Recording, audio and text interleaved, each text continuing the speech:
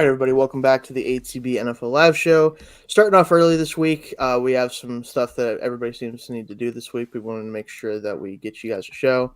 So if you do miss it, you can always, and this is something I always forget to say, you can always catch the show even after it's live. You can go to the ATB YouTube channel. All those will be on our live section on there. Even I kind of forgot about that for a while. I don't know if you guys remember that you can actually go back and watch them. I don't, because I don't like listening to myself talk as much as I podcast. Very ironic there, I think. But this week we're going to be talking about the NFL schedule release in general. We didn't really touch on that a whole lot. And then also do some early playoff predictions, kind of get our thoughts on where teams are at now, before the summer really kicks off, before training camp gets started, kind of see where we all fall on where these teams are going to land in the playoff picture. So joining me as always, Tony and Zach here. I'm going to start with talking about, again, guys, the NFL schedule release. Just kind of want to get your thoughts on the whole idea of it. Do you really care that much about it? I know some people really make a big deal of it, some don't.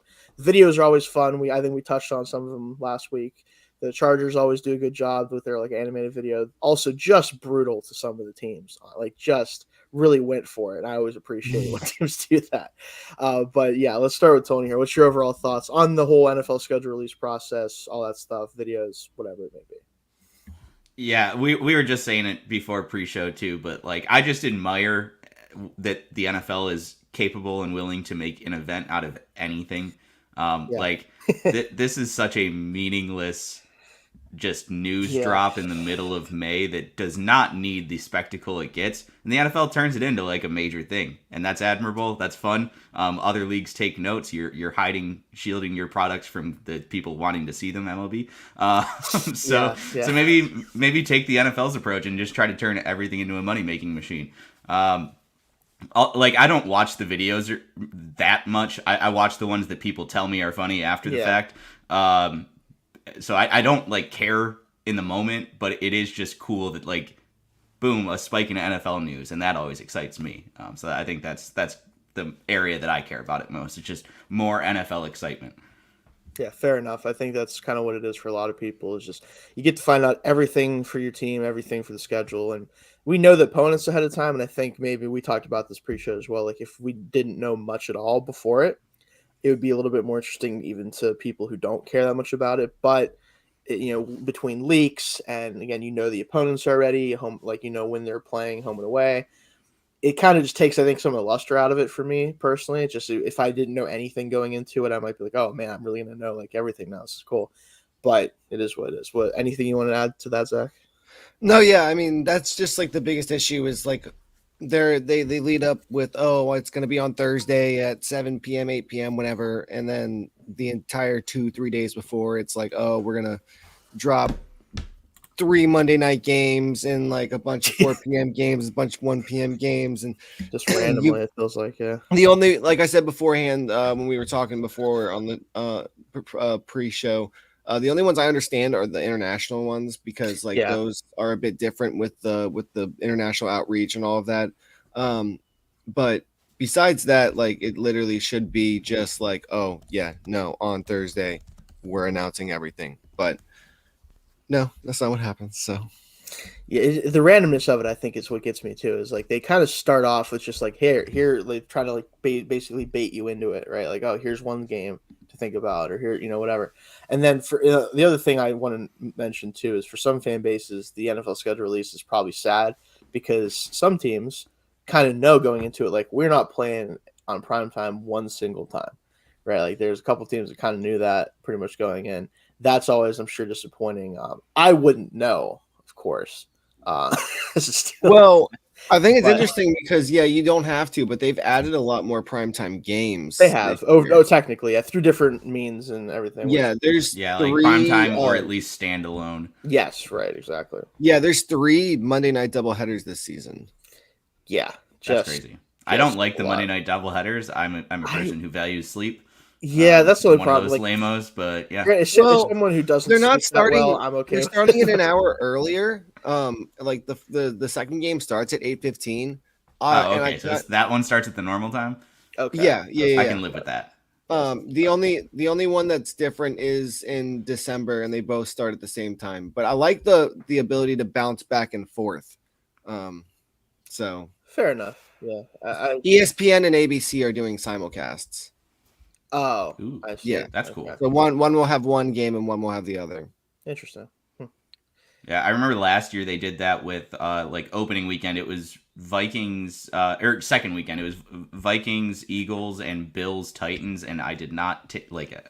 I wasn't able to switch back and forth. Right, I'm watching Bills, Titans. Yeah, I mean that was the game but to watch anyway. The Vikings pretty much got thrashed. So we put up like we won like 40 it was to 7 or 41-7 something. It was at least Buffalo more. and It was fun to watch 24-7 at least. Like, Philadelphia.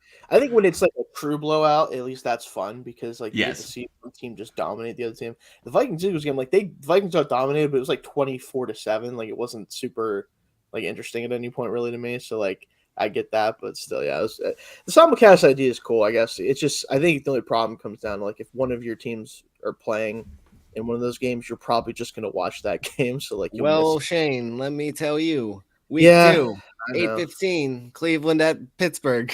Yeah, the second of the doubleheader. I'll be watching it. Yeah, don't. What's the first game on that one? The first game is New Orleans at Carolina. Oh, so everybody's gonna be watching the Steelers. Yeah. I mean, that could be an interesting game for Bryce Young.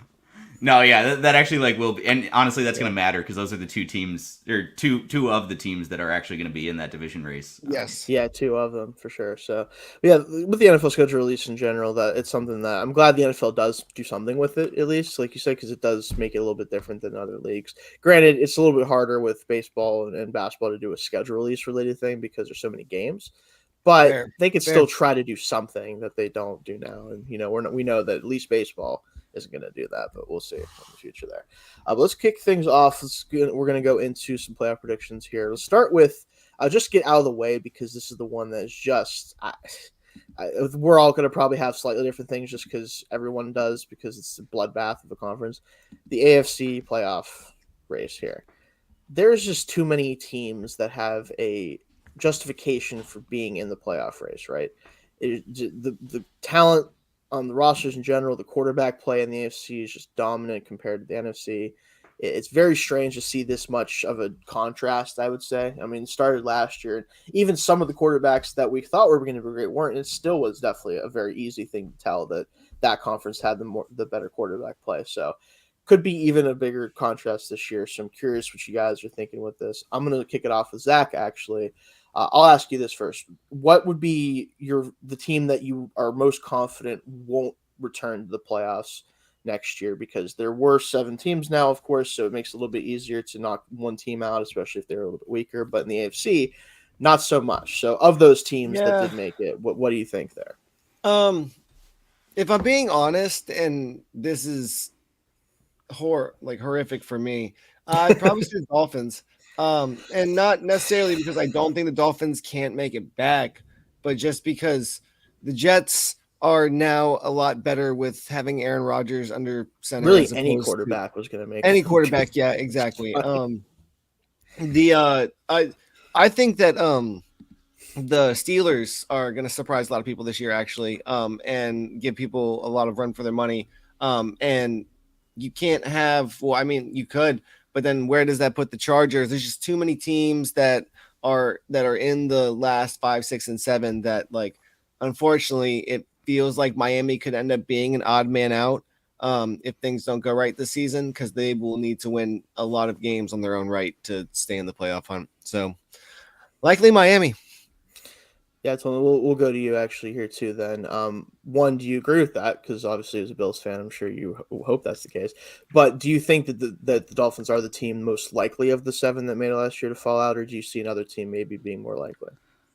So the AFC is just really tough to predict crazy. Here. It is. So good for us for starting with it, getting the tough stuff out of the way. Yeah, early, I wanted to do that so we can focus on more interesting ideas later. So I think Zach is right that Miami should definitely be considered as like one of the teams that can drop out.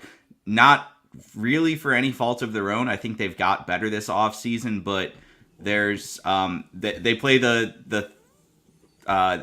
have the 3rd hardest strength of schedule this season based off of like win totals, preseason win totals. That's really hard to overcome, and they do have a very fragile build, considering their quarterback you're playing on a razor's edge with injuries. tackle, you're playing on a razor's edge. I know they've signed now Isaiah Wynn and I forget who else they brought in at tackle, but they're a bit stronger there, protected against injury, but still, like, I don't know. I could see the bottom falling out for Miami and them just barely missing it. With the introduction of the Jets now as serious competitors, the division being tough, the divisions we have to play. I will say on the flip side of that, though, it wouldn't shock me in the slightest if they won the division. So it's that kind of year for the AFC, and we're going to get deeper into this, but specifically for two divisions where it's really like just a dogfight top to bottom in each division, the East and the North. Any one of those teams could, not any one of them, but the teams that won the divisions could drop into the wild card spot. The teams that were in the wild card could take the division or drop out entirely. It's so I was going to say the Chargers actually as my pick for most likely to fall out. Not so. They still play a very difficult schedule, and I'm a little less confident in their coaching staff. They also have a similarly fragile build. Their QB, not a long history of injuries, but everything else about the team is they're an aging team. Their offensive line seems to finally have figured it out, but those things can regress quickly. The defense, there's a lot of age and not a lot of depth there. So things could fall apart really quickly, and they do play a tough schedule. So just because of all of that, I'd lean the Chargers as the team that I'd say is most likely to fall out of the playoffs. But Zach's very right about Miami faces a difficult season, and they could be a much better team than the Chargers and still miss out on the playoffs. Yeah, and I think that's where I want to jump in here with Miami. They are the team that I think is the most likely. One, they did struggle to make it last year, granted, for a lot of good reasons why they struggled to make it last year. Well, even though they did, and they played a solid game against your Bills, Tony, admittedly, overall. They, outside of their quarterback, they played an incredible game. They really did. Hey, Skylar Thompson played an incredible game. He played. Skylar Thompson is the reason y'all didn't win. He was the only one who didn't show up that day. But he played his heart out, and he tried his best, and that's all we can ask from a third round. It was a better performance than I think most people could have expected from him, honestly. Fair. But the point is, though, with Miami, and I think the reason why I'm going to go with them as the team most likely to miss out, it's really just, again, their potential for a bottoming out is just a little bit higher because of the injury concern, specifically to Tua, right? We've not seen him have a full season in the NFL at this point. And as much as I'd love to see what that looks like in the NFL for him, it's just really not worth predicting at this point. I don't think it's something that you can justify saying is going to happen. And it might only take a few games for him of missing, and he missed more than that last year. If he misses 2 or 3 games and they can't win one of those games, that might be it for their playoff hopes, right? Like, that's all it might take. I think that if he plays a full season, I would be very surprised if they didn't make the playoffs, even though I do expect a little bit of regression offensively just because they were so big play heavy last year. And I think they can manufacture big plays as well as anybody with that offense. But at some point, you're going to not hit as many of those big plays. Like even the Bengals last year, they had to adjust offensively because Jamar Chase wasn't hitting all those huge plays even when he was healthy. Like, they did have to do things a little bit differently, and they made it work and they got it done.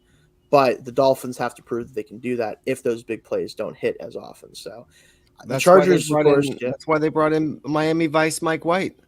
They're in case he needs to come in. I mean, I that think is an upgrade. It technically, from what they got from Bridgewater last year, for sure, it should be an upgrade. You'd think, but from all their backup quarterbacks, really, since Fitzpatrick.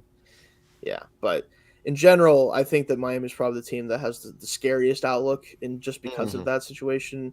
The Chargers, I hesitate to say that they won't make it, mostly because of the fact that I really like the Kellen Moore hire. I think it's going to open up the offense a lot more.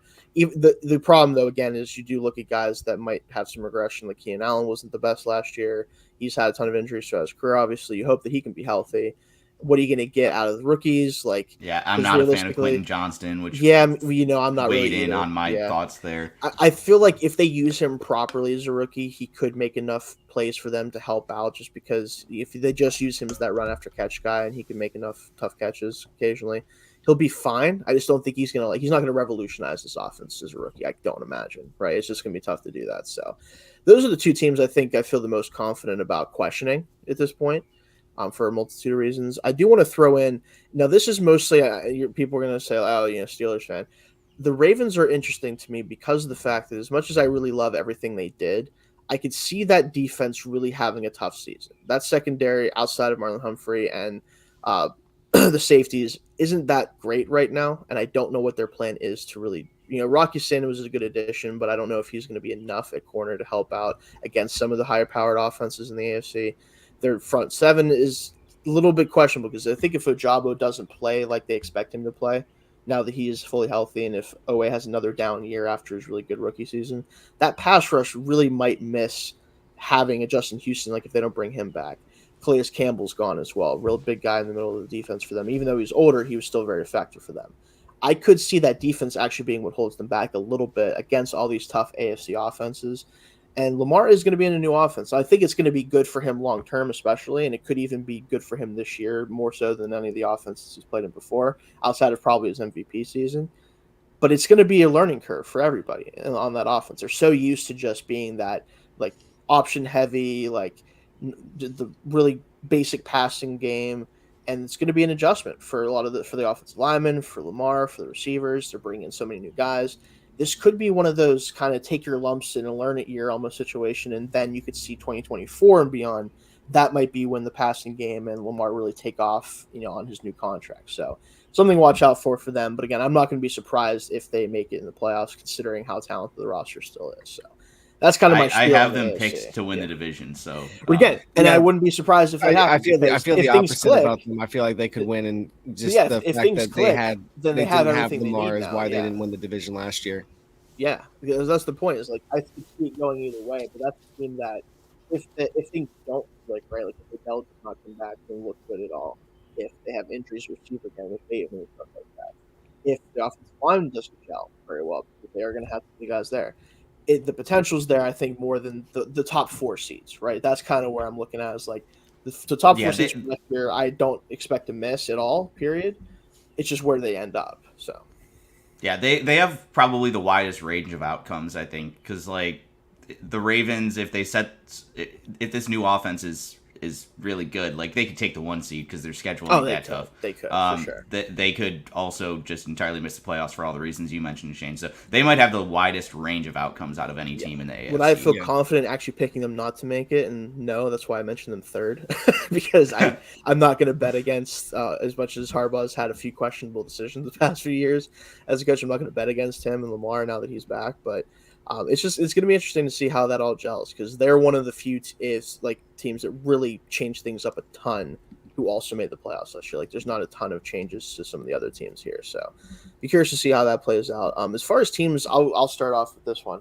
Teams I think most likely to jump into the playoffs if 1, 2, or even 3 of these teams don't. I have to mention my Steelers first just because I know I want to do that.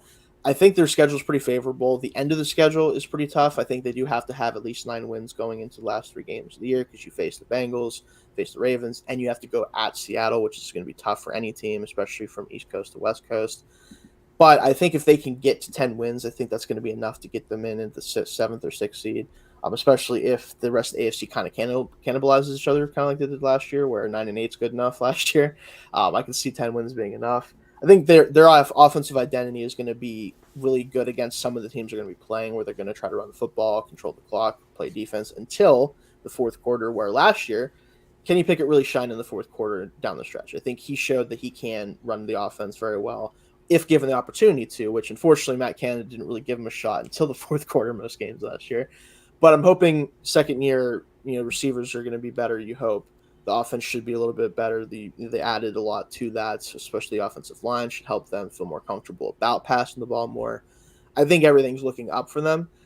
Do I see it as a potential where they could just go 9-8 again? Because I don't think they'll do worse, because this is Mike Tomlin we're talking about. Sure, and that might not be enough to make the playoffs, but I am pretty hopeful that they're at least going to be more competitive, especially early in the season, opposed to last year where they had to kind of have that huge run down the stretch. But what would be, let's go to Tony, what would be your team you think is most likely to jump into the playoffs if one of those teams fall out? I'm really happy you went to me first, because we're really leaving nothing behind for Zach. The New York Jets. It's got to be the Jets, right? Yep. They added Aaron Rodgers. They had a good roster last year that stole a game against the Bills that kept they were firmly in the fight for a long time with terrible QB play. So you'd assume the addition of Aaron Rodgers means good things for the offense. The defense, I don't expect a ton of regression there, but they were, world class with a bunch of young players, and you just never know. So I did when I did the exercise of going through picking every game. I had them as the first team out, going 10-7, just missing. I think 10-7 is probably their record as things end up, give or take a game here or there. But it wouldn't shock me at all to see them get into the playoffs. I don't think they're going to be in the division fight. I still think that's a Buffalo Miami discussion, and then it's just like, does the AFC East get 3 teams in? Maybe the Jets. So I think that's kind of where they get in, but they're the easy team to take here. It's taking the chalk. The betting markets are all in line with it. They definitely have a shot at the playoffs in the AFC. What do you think, Zach? Well, I guess I got. Life got really tough for you. I have one that is purely speculation. Oh, well, I have one. I have one that I can throw out there. Okay. A bounce back season from the Indianapolis Colts, and I think they could sneak into the Richardson has ridiculous rookie season in this situation. I mean maybe, but I think you had a really bad season from a lot of players. Their roster is still pretty talented. They have a good roster. I don't know if they're trying to. I think the end of the day, especially because I think they want to put Richardson out there. I don't know if he's the kind of rookie quarterback that can win a ton of games. But Jonathan Taylor had an off year last year. He did, yeah. Well, the whole team was after completely backpacking the team, he completely disappeared. So I feel like if a lot of these people, the Darius Leonards, all these people bounce back and have really good seasons, they could sneak in the back end. I will not discount it, because the team that I was going to throw out there, and again, this is just basically I almost put this as hopeful or wishful thinking, because I want to see this work out a little bit, because I almost feel bad. Broncos don't deserve what happened to them last year. If the Broncos defense just balls out again, and Sean Payton can make Russell Wilson serviceable, I'm talking not making stupid mistakes and just moving the ball effectively, and they can run the football. Javonte Williams also, they have a shot. Will I pick them? No, because again, the AFC is just too strong for a team that was just so disappointing last year to really be one of my teams I'm really pound the table for. But if Russell Wilson just plays 80% of what Russell Wilson played at the last time we saw him play well, they have a shot. I mean, like you said, the Chargers are iffy just because of the coaching staff, and the offensive health is questionable. The Raiders I don't know what the Raiders are trying to do. They're trying to be pseudo competitive is how I view 6-11. We don't want to be terrible because we just moved, but we also don't have a way to be great. So let's just kind of figure it out. I think it's possible. I'll be very shocked, and I'll give Sean Payton his flowers, and I'll say, maybe it was worth trading for him, but I just don't know what to make of that team. So I'm just going to say it's possible. Yeah. Yeah, for a head coach. Ha ha ha. Ha ha ha. Super Bowls have been won in the past directly off of those moves. So that's true. Yeah. But I did have both of those teams. Was it really from the traded of the head coach, or was it from what was built of the last head coach? Well, it's exactly that's that. We'll don't let your facts get in the way of my narrative. All exactly. Right, exactly. But I did have both of those teams that you just mentioned. I said, I did the prediction. It's funny. Those were the two teams I had 5-12. I don't see the upside case for them, but. One team I did want to bring up is kind of a dark horse. I had them finishing 8-9. Okay. Think that they could very easily get quite a few more wins than that.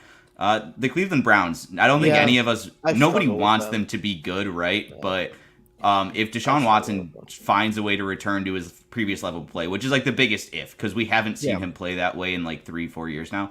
But if he recaptures that, the rest of the roster has been improved. They've fixed their defensive deficiencies. They play a very league average schedule. So I just think there's a lot of upside for them that nobody's really willing to acknowledge all that much. Dorian Thompson-Robinson can come in and light it up. You know what? Let's say that's the case we're talking about here. Deshaun Watson goes down with injury week 1. DTR comes in and lights the league on fire. I will watch every. They have Jakeem Grant. Oh my lord, he's still playing. Good for him. Apparently. No. No, that's the thing. I struggle a lot with the Browns for obviously the obvious reason, but more importantly, like I do like their roster a lot overall. I really do. I just wonder, like in the AFC in that division, Watson, like you said, he'd have to return to close to the level of play he showed in his last full season. And Yes, watching him last year, I understand. Obviously, he came off of a self-induced absence, of course, but he just looked bad. Like that's like he the did. last He game looked of downright terrible. the Steelers game, especially that he played. It was ugly at times. Like there was some really ugly moments in there, and it was ones where it's like I understand the offense is going to be new to him, the players are going to be new to him. There was just some throws from like there is no reason to throw that football where you threw, like zero reason, just in general. Like I don't know. It's really tough for me to project him to get back to that level, even though obviously he's young enough to do it and everything else. But yeah, if he plays at that level, they're gonna be a tough out pretty much every week. So I wouldn't be the Browns have a line, quite an offensive line. They do. They always Holy do. cow! Really specialized 4 or 5 years. So it's the potential's there again. It's just does everything come together for them? And I think that's a very hard question to answer until we see them actually play. Like that's really the problem with it. I just wanted to make sure they got mentioned here. Yes, because that's very well the one team I could see coming back to bite us had we not mentioned them at all. Exactly. Yeah, that's definitely something to consider there. So locker room material. Yeah, exactly. Let's move to the NFC, which is much more fun to talk about because we actually have some teams that I think we probably have strong opinions about. Right. I'm going to kick it off with Zach this time. I think I started with Tony last time in the AFC. What team are you most confident, again, that will not return to the playoffs in any form or fashion? I know mine, but I want to see it. I think everybody should better have the same one. Yeah. Well, either I can go most confident, or I can be like, this one is definitely not making it either. Save that one for Tampa. Tampa is not. Okay. Yeah. However, Baker Mayfield time. However, I don't think Minnesota's making it either. Yes, I was going to mention that too, Zach. We'll talk about that in a minute. I had two teams that are locked into remaining in the playoffs, and Minnesota ain't one of them. Right, exactly. Yeah, so we'll talk about them, but Tampa. The NFC was fun because kind of like the AFC, it's really kind of like the top is set, but as opposed to the top four, it's just the top two. Philly and San Francisco aren't going anywhere. I can't imagine. I almost said that San Francisco wasn't in my lock it in group, and then I looked at their schedule and I was like, well, I don't care who the quarterback is. Again, that's the problem is with that team in general, you can kind of say that, but with their schedule, is it that easy? It is such a nice schedule. It's pretty comical, honestly. Yeah, it's not even like at Steelers, at Rams, Giants, oh my god. Yeah, right. It's crazy. Per Vegas win totals, they have the 5th easiest schedule in the NFL. Yeah, as a team that just went to the so they're playing the AFC North and the NFC East. That's not necessarily a cakewalk, but I think it's the collective 4 games against the Cardinals and Rams. Rams. Oh yeah, and Rams. That's really, really helping them out. And then I assume they have to play at least one team from the AFC or NFC South. They've got it made. Yeah, they play the Bucs. Also, they do play. You said the AFC North. Yes. Do they play the Bengals on the road? I don't remember. They have the Bengals at home. Yeah, so their toughest North game is in Week 1 at Pittsburgh, probably, which is definitely. They go to the Browns. I don't know if I think that's a hard game. Still, though, I think they play the same style of football, just significantly better. That's true. So it's like, I think that their toughest game against that division then would be Week 1, and Week 1, you never know. I will say the Steelers are the kings of beating teams they have no business beating in Week 1. You know that, unfortunately, Tony. Yes, I do. But I don't know if that's going to happen, obviously. We'll see. But that's probably their toughest road game against an AFC team then, I'm assuming. So, not the worst thing in the world, especially get it out of the way Week 1 where it doesn't matter that much if you do lose it. They go to Jacksonville. Yeah, that's tough. That'll be tough. Especially depending on when it is in the season. I don't know when it is. I'm trying to remember. Yeah, which quarterback they're on at that point in the season. Yeah. Matter. True. It is They'll settle on actually somebody. Are we in the Matt Ryan era yet? Like, yeah, is Matt Ryan getting a call? He's the one who's going to get a call, right? We can agree that if something happens. Yeah, okay. I think we said that last week. But no, I think those two are the teams that definitely are probably the most likely to be in there. What? Ooh, they go at Seattle, at Philadelphia, then Seattle at home. Jeez. Yeah, it's probably a 1 and 2 stretch, I would assume. Yeah. Yeah. Still. That's In the NFC, does that matter a lot? We'll talk about it. Again, I think the Buccaneers, will start with them just as a group here. They're not good. They weren't good last year, right? The division was just really bad, and it's still probably going to be bad, but like they're just worse, right? Like I don't trust the Kyle Trask Baker Mayfield combo, which is probably what's going to happen at some point. Like Mayfield will go out there and he'll make a couple big plays because Mike Evans is good still, and Chris Godwin is good when he's healthy, and then they'll be like 2-6. And they'll be like, Kyle, go out there, man. Let's see what's going on. And then he'll throw the ball 15 yards, and the ball will fall on the ground. And they're like, oh, crap. That's not good. This may not have been the best idea. Right. I'll just talk about this real quick. Like, this is a tangent of mine or something I've talked about a lot with people, friends of mine specifically, where, like, I don't understand Kyle Trask in general. Like, I don't really get what that's about or why he was drafted that high. Like, I know he had a good year in the SEC. Dude can't throw the football well. Like, yeah, I don't think he had a good year in the SEC. I think he had a year where he was throwing really bad. Yeah, he was throwing very bad passes to Kadarius Toney and Kyle Pitts and letting them make him look good. But like I remember watching some training camp footage of him as a rookie, and I'm like, dude, I think I throw the ball with more zip than this guy. Like, I'm not like I don't say that ever because it's stupid to say that, but like there's a shot on a good day. There's some passes he was throwing. I'm like, I think I might hit that pass. The wind is in my favor. Yeah, like seriously, it was really gross. I'm like, this guy can't. He's not an NFL player, right? And he was just helping out his guys. He was letting them show off their catch radius. Yeah, that's all it was. Throwing ducks, right? Like toss it. It was ugly. Give it a nice basket toss. If he gets in a game, I am gonna be very much. I have to watch it just to see what happens. Because if he magically is good now, I'm like, dang, he really put in the work, I guess. Because he was rough to watch. Yeah, no, it would be like Nathan Peterman-esque, which would also make it must-watch television. True, very much. Gotta watch Nathan Peterman play football if you get the chance. Yeah, but Buccaneers I think is the lock for me of like they're definitely not returning him. If that team makes the playoffs in the NFC is cooked. Like it's over. Well, they do only have to win their division. Like that's true.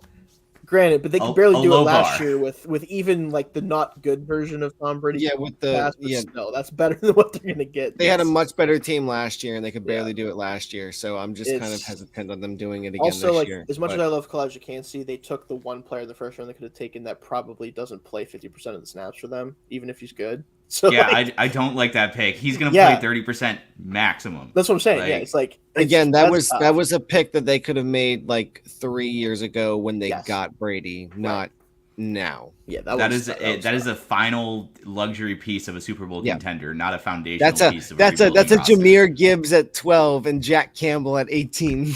Right. It's that we'll leave that alone. The Vikings I do want to talk about because Zach, you brought them up. So my whole thing with the Vikings, right, is they were 13-4 last year, but it was fraudulent, as I said multiple times throughout the year. Mm-hmm. And I was not only proven right, but literally the stats told you it. They had a negative point differential at 13-4. That's psychotic. I don't even know how that was possible. Two teams that were in the NFC playoffs had negative point differentials, and they played each other. Yeah. And the one with the worst record, worst point differential lost, or no, won. My bad, won because the Giants had -6 and the Vikings had -3. I think they won by 3 too. Yeah, ironic. Yeah. No. That there's too many back and forth plays for them where I don't see them winning the division, and if they don't win the division, I think they can get bounced. So it's just tough. Like I don't think that they got better really. It just because I think Dalvin Cook's going to be gone. Not that he was spectacular by his standards, but he's still a very good player. He's got more juice than they're going to get out of like Madison or anybody. It seems like he's definitely going to be gone. Zadarius Smith just got traded. Granted, they brought in Davenport from the Saints, but he's an injury risk for sure. Hunter's still a bit of an injury risk at times too, and we'll see what he looks like and what they do there. that defense, with as much as I like Brian Flores as a defensive coordinator, they don't have the corners to run that scheme. They just don't. Like, Mekhi Blackman might have to start for this team as a 4th-round pick. I'm not saying he's going to be terrible or anything, but like that's where they're at with this corner right now, and that's just a tough ask.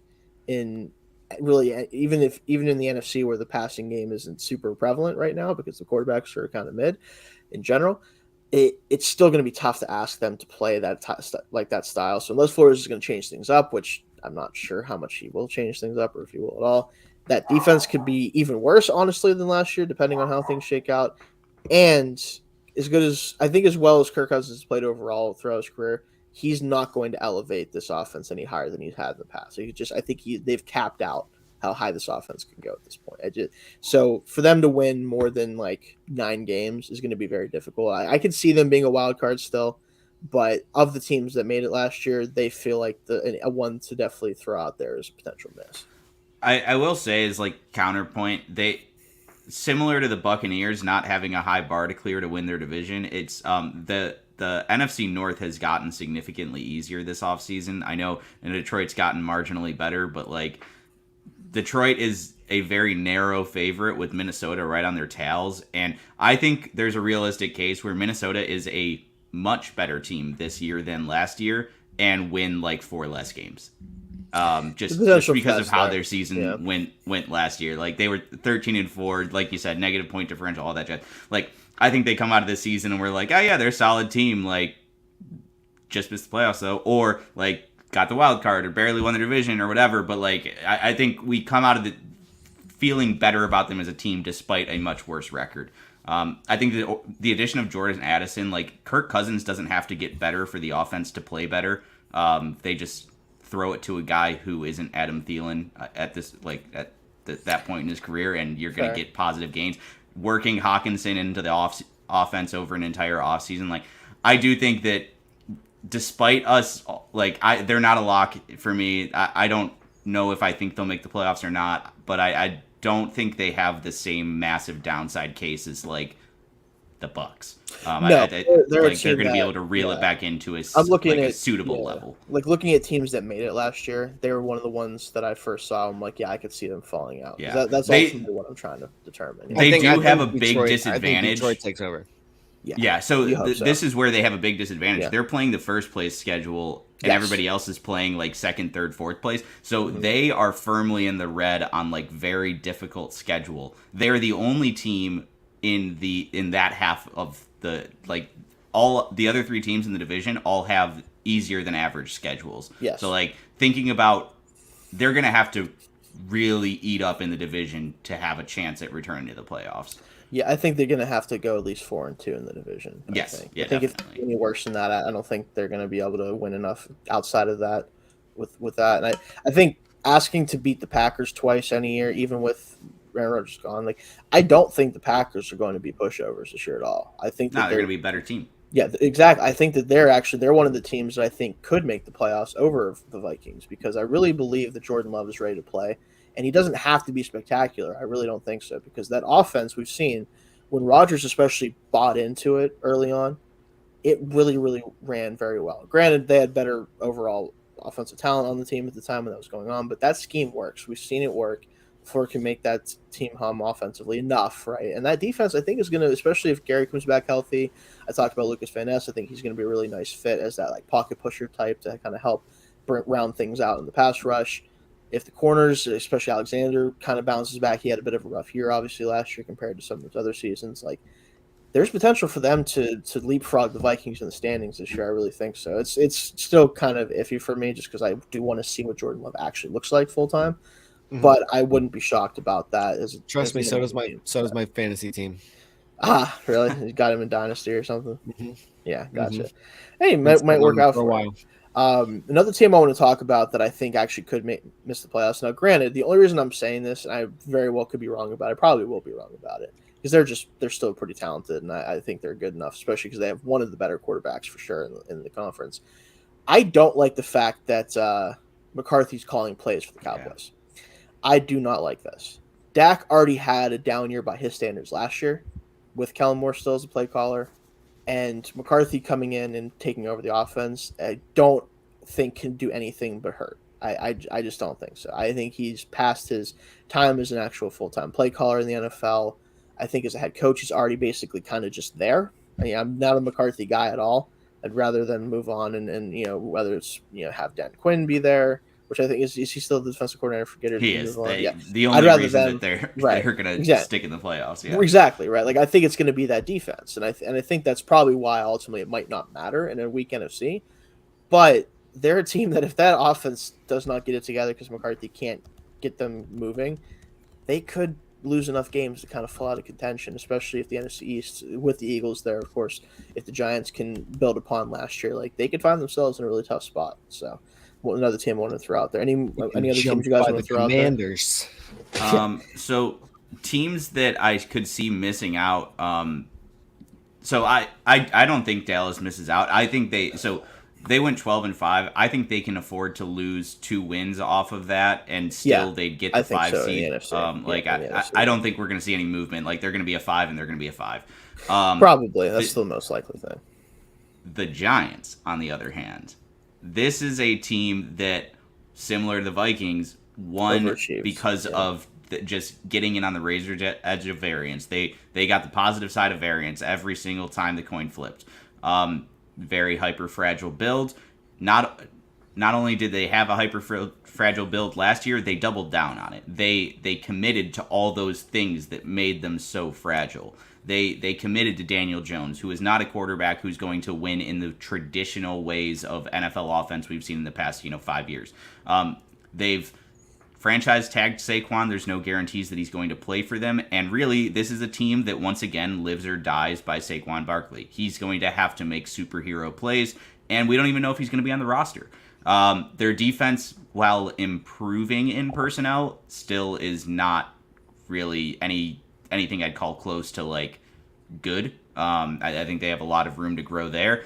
And the offensive line, while they're making improvements, it's still not perfect. So like I think that the way they have constructed their roster, the way they've constructed the entire philosophy around this team, is not one that wins consistently in the NFL today. And seeing them ride the positive of variance all the way last year, I don't expect them to be back. I expect them to catch some ugly blows on the reverse side of that. So I'd say that they were the team I had as like second most likely to drop out after Tampa Bay. I think that's totally fair considering the situation. I think that they're a team that definitely overachieved, of course, in year one. That was not a season that they expected to make the playoffs. I doubt anyone in that building, even we were looking at this, is like got to make the playoff situation. The fact that they did, I think, could end up helping them. Yeah, it could help them or hurt them, right? Because it hurts them because now the expectations are, okay, well, you were this good last year with a worse roster. Now you got to, upgrade from there. And I think that can be definitely scary, right? Because they're not on that timeline of like, they're not going to compete this year probably any harder than they did last year, right? Like if they do make the playoffs and they catch the right opponent, they could do what they did this year and beat them in the wild card or something like that. But again, they were a year or two early last year. And I think they're going to kind of fall back to where they probably should have been. Maybe not last year where they were a bad team, but not a playoff team this year. I think that's very fair. Anything you want to add with that stuff? You hear me? Yeah. What? Sorry. Yeah, anything you want to add there? Anything you want to add about the Giants or anything? Oh no, I mean, yeah, they're a very hyper, like you were saying, hyper fragile team with a lot of things that can go wrong very quickly.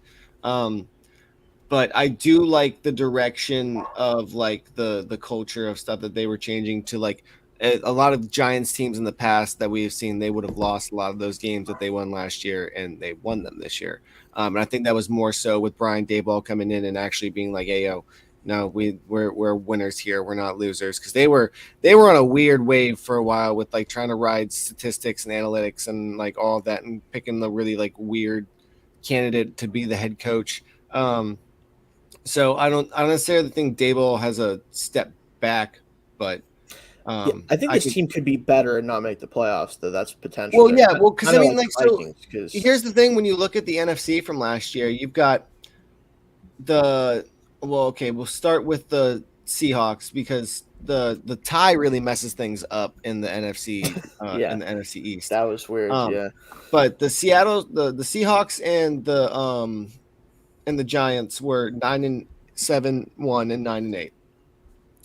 The Commanders were 8-8-1, and the Green Bay Packers were 8-9. The Detroit Lions are 9-8. The entire NFC or NFC South was 8-9 and 7-10. So like, there's so much like just right there that like a lot of mid. One game goes one way or the other. Like you're talking about a very, very, very different playoff scenario for the NFC.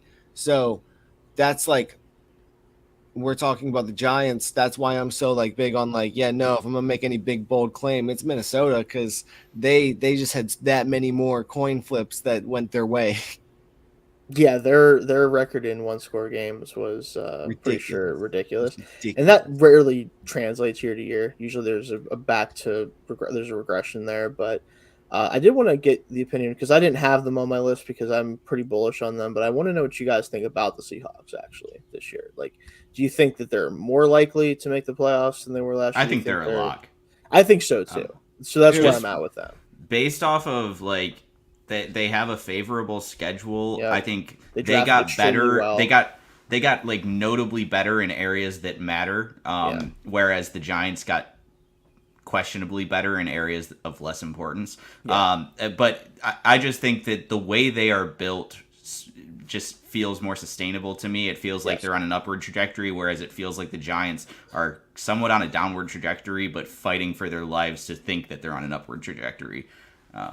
So I'm also very high on the Seahawks. I didn't even consider them as a team dropping out of the playoffs. I didn't either. Yeah, because I've seen some people like just pull the whole like, well, Geno Smith can't be good 2 years in a row thing, and I'm like, listen, that offense is disgusting. Okay. There's a lot of quarterbacks who could play real well, and that didn't play as well as Geno Smith last year. Who probably would. But that wasn't that the thing. Is that offense? That's why they got rid of Russell Wilson and went to Geno Smith. That offense isn't meant to be built around a quarterback. They don't need the quarterback. It's meant for some person to just come in and throw some passes. Like, hey, it's Shane Waldron. It's another McVay disciple. It's just like, I need a quarterback who's going to come in here and do what the hell I tell him to do. Well, right. No, yeah, and like that exactly. That's Carroll. Not that guy. Like, I want to rush the ball. I want to do all this other stuff. Like, I need somebody who's okay with not being like, oh yeah, no, home run play every time. And that's Tyler Lockett's down there somewhere. No. I think the whole thing with them too is they have a very high floor offensively, right? Yes. Because not only does their passing game have a ton of like really high end potential with the three guys they have now, but that running game with Walker and Charbonnet, like if they have to go to like if the passing game isn't clicking for whatever reason, they have to just start destroying teams on the ground. They can do that. Like that, this is not something where it's like they're not one-dimensional offensively. They are one of the more well-rounded teams on offense in the NFL. Definitely. And the defense still, like you're curious like how good they can really be in year two here with this new regime here. Well, not even new regime, but new setup. But they had their moments last year. And I think you add Devin Witherspoon, you add guys in free agency, Draymond Jones, guys like you added talent to that group that already was still. Even though it was rough last year at times, they were still able to make the playoffs despite that, right? And I think they're only going to get better on both sides of the ball. So I do have them as lock as well. Let's talk real quick before we end here about some other teams we think could make that jump in there. I'm going to start with the NFC South because this one is the toughest one for me. Yeah, a winner has to come out. A winner has to emerge, and I'm going to side with the Panthers. That's man. I am. I do not believe in the Saints this year enough to pick them over them. I think that the Saints have a lot of question marks on defense still at this point. They have a lot of young guys who really have to step up and play well on the defensive line, I think especially. Derek Carr, I think he's gotten a bad rap in general, but I don't know if he's going to be able to play any better than he did the past couple of years with the Raiders, which he might have to do that to make this team viable, especially with I don't know who's their second receiver right now after Chris Olave if Thomas can't go, especially. I'm not sure. Would it be Shaheed? Like the offense there, like Kamara has a ton of question marks. Has he gotten suspended yet at this point? I don't even remember. No, not yet. Like I don't know. We assume he's going to be at something's going to happen. Okay, so here's the thing. He has to be, and the reason he didn't last year is because they basically pushed off the the entire like court Case, date, yeah. the entire year. Whole thing up. But like, you assume at some point he's going to get suspended. Yeah, and he has. Not that he was fantastic last year anyway, but like he's probably going to be missing some amount of games regardless. Well, he was all they had last year anyway. Yeah, I know. So offensive line, I don't really trust overall outside of Ramchick. Like, I just don't trust that offensive line very much at this point, personally. Andrews Pete's a bad player, dude. Like, especially him. Cesar Ruiz was really rough last year. Wow. Like, he's only gotten worse actually since he's gotten in the league. Like, I think that this team, the Panthers especially, their defense, their young defense especially, is going to only get better this year for me. And I really do believe in Bryce Young as a rookie quarterback. I think he can do enough. Do I expect him to be like a top, even like 4 or 5 quarterback in the NFC? Probably not. I think there's enough established veterans where he's not going to be able to do that. But will he be enough in a weak division? I think so. That's my pick for the NFC South at this point. That's who I would be going with. Wow. I would love that because then I'd get to go to a home playoff game. Wildcard weekend just to go see it. I don't see that upside case for the Panthers. I don't see the playoffs as like an outcome for them this year. I think they're setting a foundation.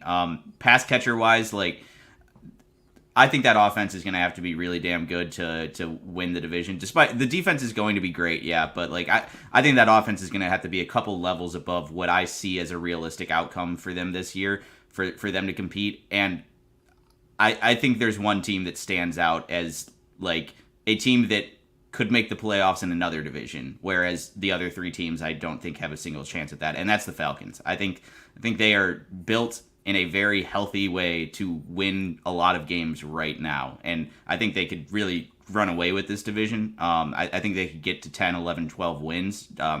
Just the way they've built the offense, they have freak skill players. They have Kyle Pitts, they have Drake London, they have Bijan Robinson. They have the best run game schematic coordinator in the league calling plays for them. They're dropping an unknown at quarterback in there, but we saw just horrendous quarterback play. We saw absolute worst case scenario quarterback play, and they won 7 games, and they were just a couple of incredibly unlikely losses. Like the Saints lost week 1. Like, that was incredibly unlikely. They were so many of those away from making the playoffs already. I think that this is a team that is going to, like, worst to first is a very easy projection because they were 7-10 in last place of their division. But I think it's more likely that they get like the 3 seed than it is that another team wins the division. I'm really, really high on the Falcons this year, and the rest of the teams, like, I just don't see them stacking up as well as the Falcons do. Not to mention all the things they've added on defense too. Like, I spoke strictly offense there, but they've added a ton to the defense. They've added the defensive coordinator who we know has proven success with the type of players that they're bringing in. There's alignment between the front office, the coaching staff. I think the Falcons are going to surprise a lot of people this year. What do you think, Zach, with the NFC South? Want to add anything there? I agree with you, Shayne. I had the Panthers. Just like I think that they're a little bit underrated. I like their rushing attack. They had a really good rushing attack last year. And I just think that adding a better quarterback to that roster, I don't necessarily think that Bryce Young's going to struggle as opposed to, I mean, we're talking about, this is the second team in the NFC South. They're all second in the NFC South, but they're not like all going to have strong schedules. So I think they're all of the Saints and the Falcons and the Panthers are going to benefit from having the weaker schedule than Tampa Bay. But I could definitely see them bouncing around a couple of like good wins here and there and sneaking into as a wild card and stuff like that. So yeah, I was all on board with the Panthers. Yeah, my whole thing with the Falcons, Tony, and like I like the idea, like if what they're trying to do works, I could see them not only winning the division, like you said, but putting up a decent amount of wins because of the schedule that they're going to be playing, right? I just simply don't trust them. I don't trust Desmond Ridder to make plays when he's asked to. I don't. The skill talent's great. You still have to be able to use it. And outside of Bijan, I don't trust anyone else on the skill group to actually play up to their potential this year. I don't. I think they're a year away if they find a quarterback other than Ridder, or if Ridder does play well enough this year then sure, that could happen. The defense, I do think, will be better by default because they added talent to it. I do like the Jesse Bates signing a ton. It helps them out in the back end. That's really where they're struggling a lot. If AJ Terrell can turn in a season similar to the one he put up in 2021, that'll really help as well. For me, I just don't trust them at this point still. So I'd like to know specifically what about the Panthers offense makes it more trustworthy than the highest scoring offense in the division getting better in Atlanta. Like Atlanta had an above league average offense with the worst quarterback play in the division. I just don't see a path for them losing ground there. And then like what have the Panthers done that's going to make it so much better that they jump multiple tiers to get above Atlanta in offensive output? The offensive output isn't the only thing I'm factoring in with the Panthers. I think their defense is going to be much better, even with what the Falcons did. And I trust Bryce Young far more, even with what he's got going on offensively, than I ever would trust Desmond Ridder personally. All right. I'd happily do some sort of bet because this is one of the more like strong takes I have this year. Yeah, I mean, me too. Like I do not think that the Falcons are going to be better than the Panthers this year. I really don't. Like I just don't see it personally with what they have going on. I don't. Interesting. Yeah. So, any other teams we wanted to talk about? I know I already mentioned the Packers a little bit before. Detroit Lions. Oh right, yeah, we didn't even talk about Lions. Yeah, I feel like this has got to be the year. I hope, right? Yeah, like, No, it has to be. It has to be. Or else it's really going to They made those draft picks. If it's not this year, then those were some questionable draft picks. Right. They better make an impact. Both of those guys better make a pretty big impact as rookies because otherwise it could get a little gross. I argue all four round 1 and 2 guys need to make a big impact with how I'm thinking especially those first rounds, just because of the narrative around them, like what people I think Laporta will get a year to like come in and do his thing. Has to make some tight end, but I don't think he's going to be like a high volume guy or anything. I don't think so. But look, I mean, the schedule is a little favorable. They do have some interesting games. They have to go to Kansas City week 1. They have to play. They have to go to Baltimore. They go to Los Angeles to play the Chargers. So I definitely wouldn't say it's a cakewalk. They have to go play the Cowboys on Monday, or is that Monday or Sunday night? I forget which one 8:15 is. And I can't see my calendar. Crap. No, but I think the Lions in general, like this has got to be the year to make the playoffs for them. Yeah. If they don't this year, things are probably going to start changing around there pretty quickly. Like they've been given the benefit of the doubt for good reason for the last couple of years, and they've done well with what they had. But especially if Jared Goff plays like he played last year again and they still can't make the playoffs, them not investing in quarterback high this year when they have the opportunity is really going to look bad. Like it's going to be because they're going to be in a position next year where it's like, okay, well, we're probably going to be picking in the teens if they don't make the playoffs. I don't think they're going to be terrible by any means.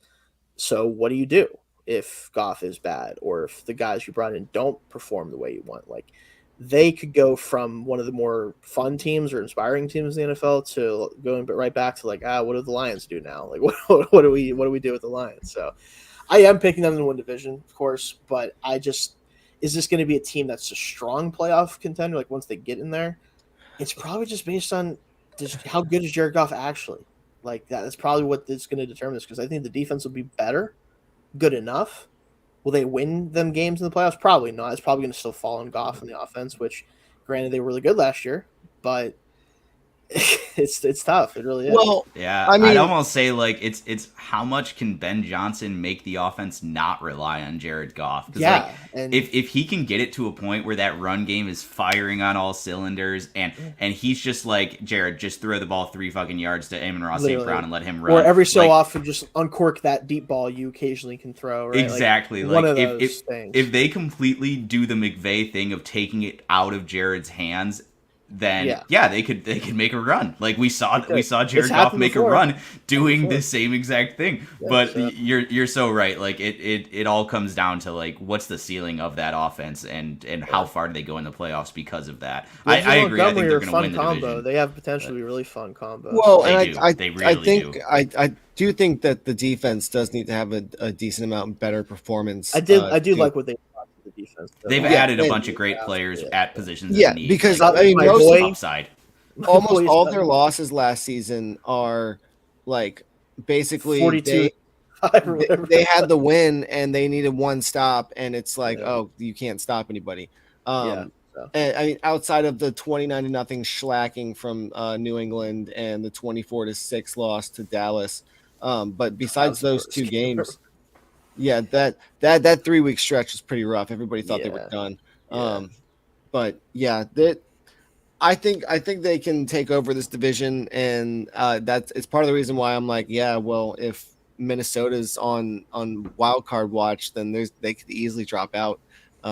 As we just said, we just saw a bunch of teams right there in the list of like, what was it, like 6 to 13. 11, 12, where that's like pretty much indistinguishable. Yeah, it's wide open. A team, I'm going to talk about this team not because I actually think they have a shot to make the playoffs, but I just want to talk about them so I kind of know where you guys are at with it. How many more wins do you think the Bears can get this year? I had them going 7-10, not making the playoffs, but I think they can get up there. I think they can get in that like 7 to 8 win range for sure. Who was it? Because my computer, Chicago, the Bears. Again, not as a playoff contender. I'm just curious, like where you like, because I think they could finish right in the middle of the pack in terms of like record wise in the NFC. Like, my thing there is like I just don't. Then how does that division shake out? Because I still think they have a good potential to go like 7-10, 8-9, and be, because I think the whole division is going to be between 7 and 11 wins. Like somewhere around there. I don't think they're going to. I don't think any of those teams are terrible, right? Like that's the thing. How the division shakes out, like in what I did. So I had the Lions winning it at 10-7. Right. Then I had the Packers, and I want to talk about this. I have the Packers sneaking into the 7 seed with a 9-8 record. I think that's possible, man. I do. I really think so. I have the Vikings. This is the bottom out scenario, 7-10, and then I also have they finish 11th in the conference, and then the Bears right behind them, 7-10, finishing 12th in the conference. So like I think they're going to be tightly grouped. Yeah. I don't mind if the Green Bay Packers make the playoffs now. I just didn't want Aaron Rodgers in the playoffs last year. I was over his shit. I was so done last year was. I think we said this last week when we were talking about Jordan Love, but like I think that we are going to look at the Packers offense this year and be like, wow, this is way better. Like everything just makes sense. Whereas last year it was like, oh, this is Aaron Rodgers trying to just overcome his hatred of the scheme and everybody he's around. This year it's going to appear to be a cohesive offense. Imagine what happens if you nurture your wide receivers instead of admonish them the entire time. And like they're gonna have to play the young guys and just let them figure it out. So there's a lot of variance there, but I think it could look better. I like what they're doing. I do. I think that again, I was a guy really believed in Jordan Love's draft prospects. So like part of it's probably that. Oh yeah, you had him really high over Tua, right? I did have him over Tua. Yes. Now, granted, they played the same amount of time. Yeah. Right. Yeah. Well, granted, the problem with it was like I just looked at Tua. I'm like, man, he's probably going to be fine, right? But I'm looking for, can he be great? And I didn't know if he could be great. Granted, everything's outside of the health. Tua is in the best position he could possibly be in now, so I'm hoping that works out for him. But I did believe in Jordan Love a lot talent-wise, and I think that he's shown enough flashes last 2 years especially, and especially last year when he's gotten some game time. Like, I think that he's ready to take that leap into being a starter and at least see what you can get out of him long-term. I think that it's going to be very fun at least to watch. I'll enjoy watching the Packers for the first time in a couple of years because even when Aaron was putting up MVPs, I'm like, dude, stop talking. Close your mouth, please. Like, I don't need to hear your voice anymore. Yeah, I don't need to hear it. And like, and it as literally like I wish I could just take the cop out and say it's because of some of the stuff he said about like the semi-political. It's not even that. I just think he's annoying. He just annoys me. Yeah, like all-time worst dude to get a beat like with. Exactly. Like his presence just bothers me at this point. And he's someone I was advocated for his entire career as thinking. I think he up until like we saw Mahomes was kind of starting to creep into this territory. But like, if you want to have a conversation about best quarterback, he's going to be in there greatest is a different conversation because then you get into rings and other things, accolades. But like just watching a dude throw a football and play with quarterback, he was the guy for me for a long time. And now I don't even argue with people if they don't want to put him there because I'm tired of talking about him. I just need him to go have a good year with the Jets, bring them some happiness because they deserve it. They suck so bad all the time. Do they?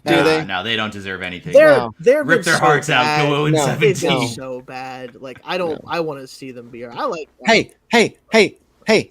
We have the longest drought. What are you talking about? Well, here's the problem. Your team is actually good. You just need your quarterback to stop getting his head slammed into the ground. Like you don't have the same concerns that the Jets. The Jets have had success. They went to a bunch of AFC championships. They don't. Yeah, I remember back, and they haven't touched the playoffs since. I remember one in particular where a certain thing happened on the field that I don't want to talk about because it was weird. If you guys know what I'm talking about, the Steelers Jets. Remember how that game ended specifically? Anybody remember that? Rashard Mendenhall did a little bit of a weird thing to Big Ben for some reason after that game was over or during that last play. Go ahead and look that up. Look up Rashard Mendenhall AFC Jets AFC Championship if anybody wants to see something real weird happen during a game for no reason. But the Jets. I just feel like they're going to be fine with it. I think Rodgers is going to play really well for them because he's probably going to like his receivers. Actually, I would assume. Like that's kind of the biggest hurdle with him is he's going to like the guys. I think he's really going to like Garrett Wilson because he's just good. I think you bring Lazard in there still. Corey Davis is big, so he's used to big receivers. I don't know. I think they'll be fine, but we'll see. They should be. There's just something that scares me, and it's an Aaron Rodgers thing. It's just like we saw last year. They invested in these receivers that showed some promise and like should have earned the confidence to just be like, well, these are the guys we brought into the room, try to make them work. And instead they like had to force it and like bring in Randall Cobb and stuff. So like Aaron Rodgers just targeted Allen Lazard anyways, right? So my worry is that since he has brought in his guys, are we going to see Garrett Wilson just running open on every play and him still just throwing it to Allen Lazard because it's comfortable? Like, are we going to see, like, they traded away Elijah Moore and now we're going to see Randall Cobb playing a bunch, I'm sure. Like, are we going to see Aaron just favor his guys to the detriment of the team? Because that's my worry for them. Praying it doesn't happen because I want to at least be able to enjoy it when I see them play. You know what I mean? Like, because if they don't use Garrett Wilson all the time, because like he's just so good as a rookie. He's so already. Good. They should be ripping like the Devontae bubble screens. Like they should be ripping those to him twice. 3 times a game. Like. He should have 1,500 yards playing with Aaron Rodgers. You're really talking about Garrett Wilson disappearing. I'm worried about Breece Hall. Yeah, well, I don't know. Come on. I do think incredible. I think there's a serious downside case for Breece Hall. I know we don't do much fantasy talk here, but like we might have to. I'd be selling him in Dynasty because they built that off. They brought in Breece Hall to run that like zone offense, the LaFleur offense. They're pivoting. And Breece Hall is no longer an optimal fit. He's still an incredible player that is pretty scheme transcendent. But like if we're talking, Breece Hall was in the perfect spot. He's no longer in the perfect spot. Right. So he doesn't have as much. I don't think he has as much value, like you said, as he would have prior to this. You know, the changes that they've made. So then again, those changes might last like a year or two. Exactly. Like so, it's Nate Hackett. He doesn't have a long shelf life. Most places.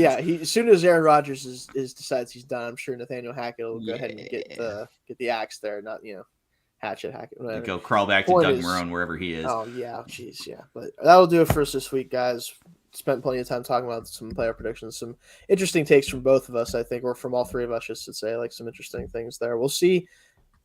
Kind of, do we feel the same way once the season gets cooked up? Not quite nose tackle defensive rookie of the year, but no, that one. That's a Hall of Famer right there. Listen, if that happens, I think I'll have to make sure that like from now on this will be the setup. We'll have Zach up here.